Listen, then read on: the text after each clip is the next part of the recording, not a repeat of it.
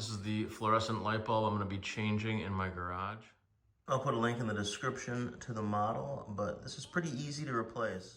After you determine which end has the spring-loaded socket, that's where you're going to be working. You're going to want to wear safety glasses and gloves just in case you happen to break this 6-foot-long, very fragile glass light bulb.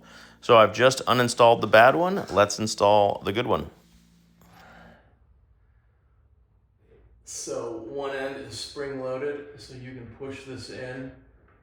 So you put the light in the other side first, and then push this in, and then slide the knob in. That is how you install these.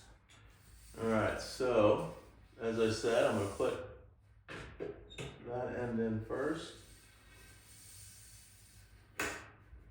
Slide this thing in place, and voila.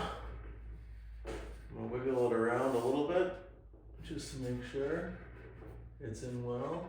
Might as well check the other one while I'm up here. That's it. And here are the specifications of the bulb I changed today. I'll put links in the description to everything. Thanks for watching. Check out the description for more information and hit that subscribe button if you'd like to see more videos.